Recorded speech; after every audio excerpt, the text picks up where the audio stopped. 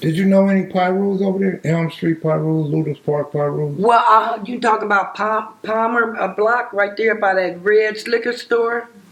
I don't think knew, so. you know who used to hang there right there off of Long Beach Boulevard? Say that again. You know who used to hang on Long Beach Boulevard? Who? Evil from Fridays. With the khakis on, he used to push a basket. He was always funny. He was always funny. I don't know when Ice Cube ran into him. The one that, you know who I'm talking about? The one that just died? Yeah.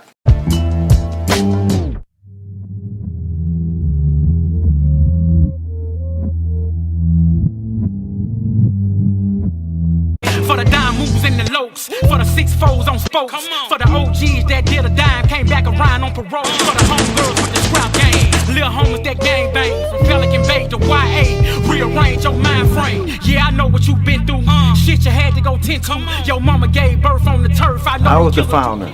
I created Conan Pocket in my mother's garage. I had a lot of, lifting weights, and I was on swole. They start calling me Big Miz. Original Stutter Box, Eastside 5, who's Pablo Bishop, Mill City Gangsta Bloods. Kev Mac video, you know, this is for sure, Kev Mac video, open your soul. This is only the beginning.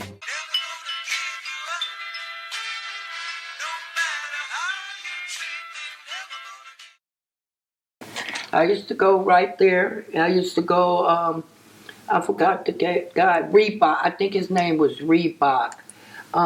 Lived on Poinsdale. There was a Dewena Schnitzel, and I used to go down that street. Yeah, I knew quite a few people. What other big names was over there that you remember? Back in the day, I'm talking about before the gangsters and SAG and them. There was a guy named Floyd Hooper, Michael Hooper. They went to Dominguez. Their mother owned, I think, Solomon Mortuary. Yeah, I think they owned Solomon Mortuary. I know we used to get into Hearst, and no, I better not even say that. I already know where you was going. Yeah. How about, do you remember growing up with any future baseball, football, basketball athletes? Kenny Landro. Okay. Me and Ken, listen. This was way 30 and 40 years ago, so don't get it twisted. I went down Tucker towards Long Beach Boulevard, and I knew it was a bunch of people like flooding, this thing, because this guy was in there, and I had to go in there and tell him, "Nigga, are you crazy? Go get you a room. You got too much to lose." Where he was already not playing professional no more because he took the blame for some other top name people. And we went to the Travel, I think it's called a Travel Inn that was on Long Beach. It was a McDonald's across the street after you pass Alondra. And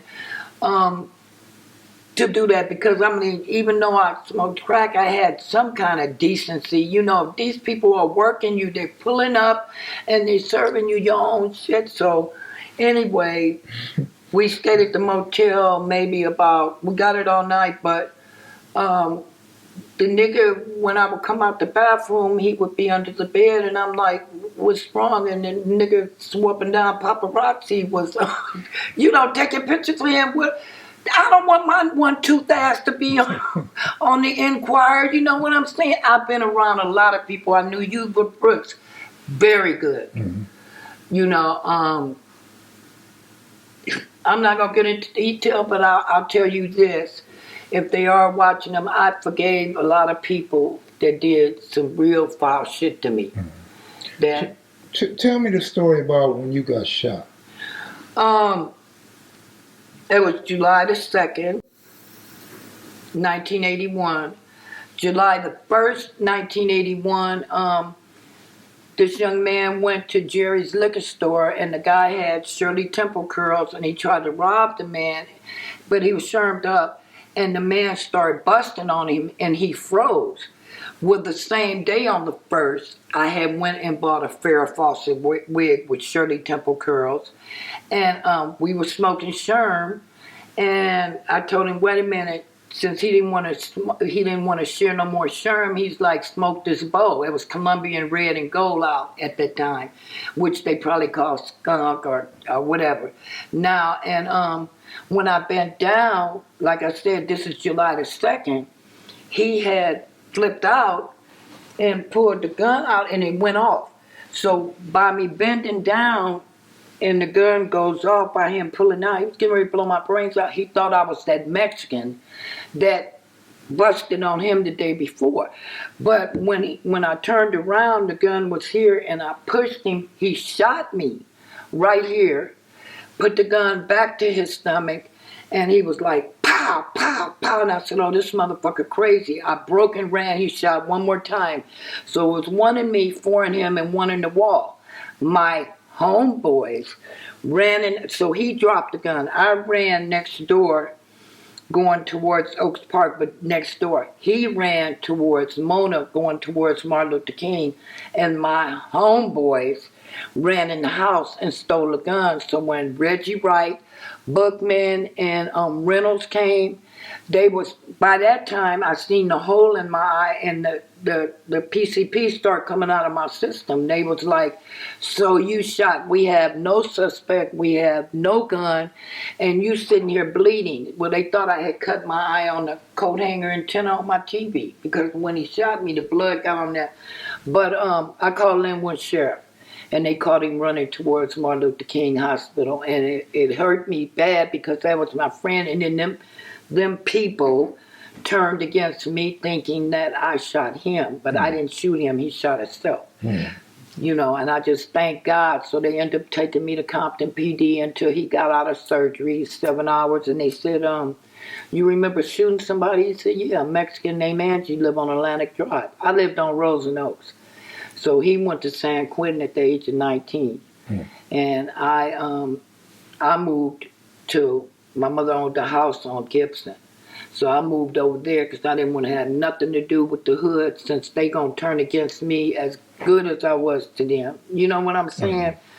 And but some still came over there. Mine would. How did you find out about the shot in the head? Oh, so I kept the bullet. Compton told me I was just grazed, you know, but I knew that, you know, 22s travel. I knew my head was still hurting, so I still was smoking Sherm with a head full of blood. And my roommate, her name was Jackie Tucker, she was like, bitch, I'm calling the damn paramedics. She called the paramedics. When I got to the Dominguez Valley Hospital, they had me on a stretcher, and the guy that was working in the emergency room, he said, do I know you from somewhere? I said, yeah. You the one told me I wasn't shot. I thought I was hallucinating. He said, I'm a fireman, but I work here in the emergency room, you know, doing overtime. He said, the bullet has lunged to the back of your skull. I said, are you going to put me to sleep? So he said, no. So they shaved my head and they removed that bullet. God has been good to me. I'm telling you. 2 days later? 2 days later. Yeah. All right, look. Are you aware of the Red House? Yeah, where Tookie used to stay. Yeah, so you know Tookie? I've met Tookie. Tookie has been to my house when I lived with my mom twice, because we had a big pool table. You know what I'm saying? So him, this guy named Woody, a guy named Snake, a guy named Jonathan Daniels. He had Jonathan Daniels had a brother named Rainey that just passed, Rainey Daniels. But yeah, they used to come to my house, but my mother didn't. She didn't. You know, we were supposed to be squares. You know, but I went around I went looking for trouble. I liked the gangsters. You know what I'm saying? Even though I was homie in L7, you know, I liked the gangsters. And all we was doing was shooting pool, but he was a little bit too big, and you know, people would get intimidated by him. You know, this is when I was young. You know, after I graduated. Do you remember when you first met him? No, it had to be after I graduated. I believe. So after 74? I believe so. In or after 74? Around that time, right. Did you know how big his name was? How big of a figure he was? No, I just knew he was Tookie Williams. I didn't care. I knew he wore the overall things, you know, hanging down with the white beater on, you know, nice looking brother. No, I didn't know, didn't care. Was you aware that a lot of those guys that was coming to the Red House to hang around Tookie were Crips? Yeah, I knew they were Crips. Yeah. I knew they was Crips. Do you remember any altercations between them and the Pyrus back then? No. No. Who was the first person you seen with a lowrider in your neighborhood? Turtle. Turtle? Other than me, but mine wasn't fixed up. I went and got my springs heated so I can, you know, and fucked up my car. But I had a 65 Chevy, yeah. And you don't remember the Kitchen family? No, I remember the name or something like that, but no. I used to go right there on Artesia to the street races or go on Crenshaw or whatever, you know, and see all the lowriders and stuff. When did you start going on Crenshaw? Do you remember? Well, the last time that I was on Crenshaw. No, the first time. I think it was Eazy-E's funeral. I didn't go in, but I bought his obituary. Oh, bro, that's late in the game. Okay, well, that's what I did, and I bought the R. Kelly tape. No, I'm talking about the early 70s. Oh, no, but in the 70s, I wasn't going nowhere like that. Right, okay. I graduated in 74. Right. No. Do you remember when Bartender got killed? No, I don't remember. I remember him getting killed. What year? You gotta understand, I was smoking. If you don't remember, you just don't remember. I was trying to get a feel of the atmosphere when Joey got killed. Right. But that just was the talk. It was the talk of the town. It was the talk of the town. How did you know? I knew him, I guess, from the hood. And I knew a lot of people. You know what I'm saying?